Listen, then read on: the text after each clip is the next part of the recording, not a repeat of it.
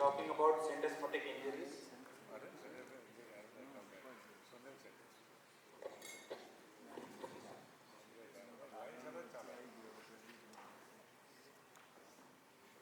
So the anatomy of syndesmotic injuries, it's a tibiofibular syndesmosis. It's a complex joint, a fibrous joint joining the fibula and the tibia.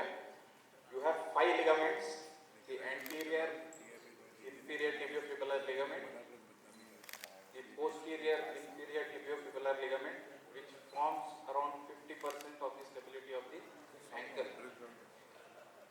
You have the interosseous membrane, the termination of it, the interosseous ligament, and the inferior transverse ligament. It is a strongly stabilized joint where the fibula rotates externally up to 2 degrees relative to the tibia, and the ankle mortise widens only 1 millimeter throughout its journey. It constitutes around 1 to 18% of all ankle sprains.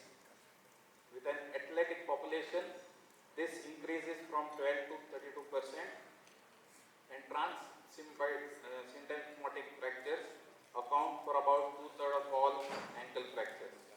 20% of these are missed.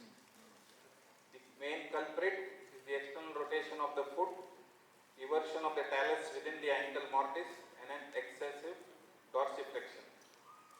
Clinical assessment, you have localized pain on passive external rotation, which may extend proximally.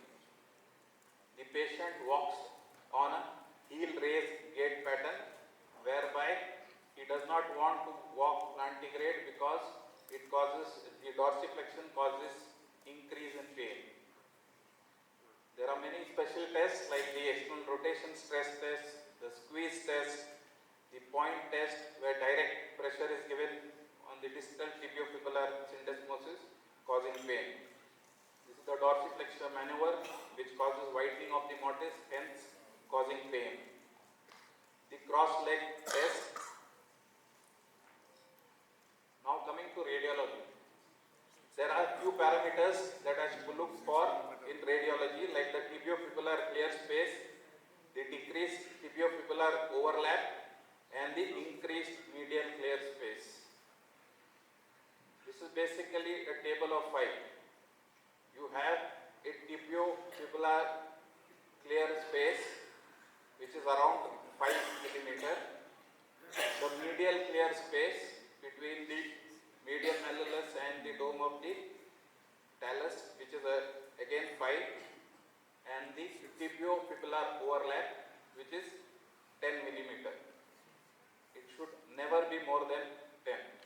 We have the dime sign or the sentence line, whereby you put a coin on the inferior surface of the fibula, and if there is any break, you will have double dime sign, and there will be a break in the sentence line.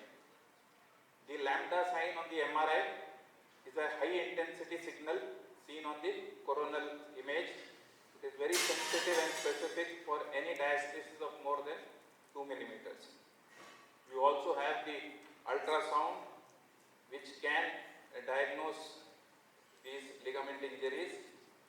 As far as the ankle fractures go, you have the Weber's classification, whereby type B and type C, that is fractures at the level of the syndesmosis, and more so type C, where the fractures are above the level of syndesmosis, where you should be wary of syndesmotic injuries.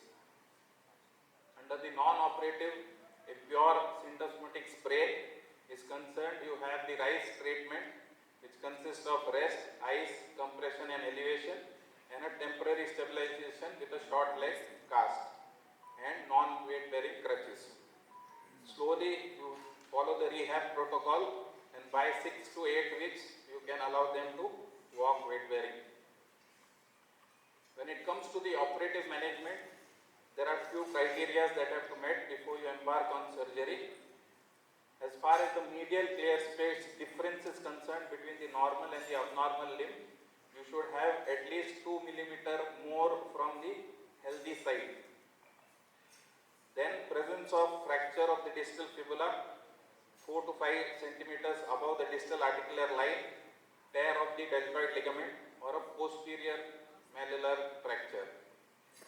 Under intraoperative assessment, once you have stabilized the fibula with your plate, after having good alignment, both rotationally, you can do something called as a Cotton's test or a hook test, whereby you pull the lateral end of the lower fibula, and if you have a distraction of or translation of more than 2 mm, you may have to address that syndesmotic injury.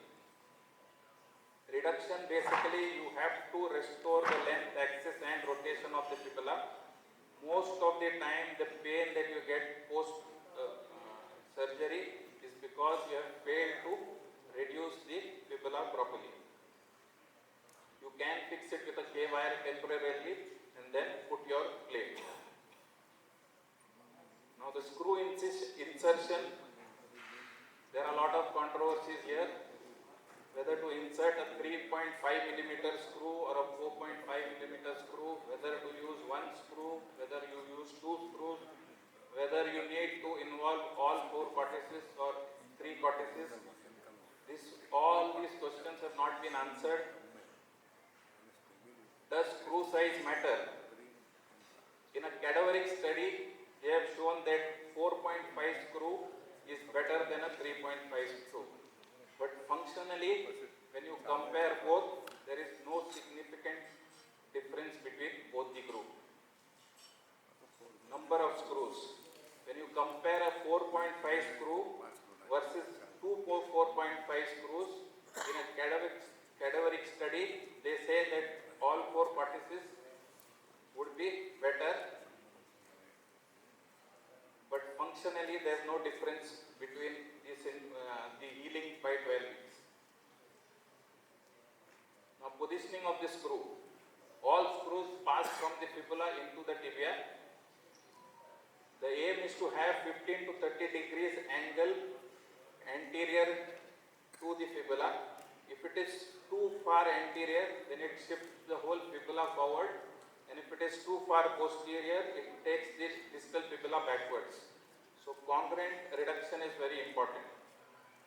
Position of the ankle. There has been lot of controversies regarding this, whether you need to put the foot into full dorsiflexion before putting your screw. The recent studies have showed that there is no difference even if you put your screw in a foot that is in neutral position. So the most important aspect is probably the anatomical reduction of the syndesmosis and not the degree of ankle dorsiflexion before fixation. 2 or 3 cortices, again controversial. Both have been used. There is a paper recently which said that if you use a 4.5 screw, you can fix 3 cortices, but if you use a 3.5 screw, you need to fix all 4 cortices. Now, is removal of the screw mandatory? Most of the studies now say that the screw removal is not mandatory even after 3 months. 17% of the screw will break, 13% will loosen, and 1.4% of them are usually removed because of symptomatic pain. But what they have found out is that the retained broken screws had a better functional outcome than a retained intact screw. So even after even if you do not remove the screw, the function is good. As far as weight bearing protocol, there is consensus that after 2 to 3 months you can weight bear. Recently, to avoid problems of all the screws, you have a suture button technique. It consists of a braided non-absorbable fiber suture that spans on each side, and there is an endo button. This is just the procedure. The suture button fixation basically is not a rigid fixation and hence probably better. It aids in reduction and there is no problem of removal. As far as screw fixation versus suture button fixation are concerned, suture buttons have an advantage because it provides quicker weight bearing, shorter rehab and better functional outcomes compared to screw fixation.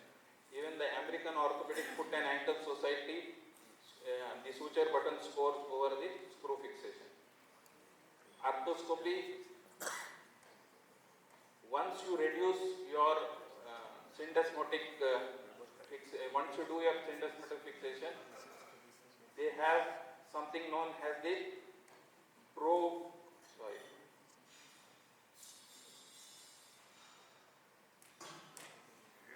the drive-through test.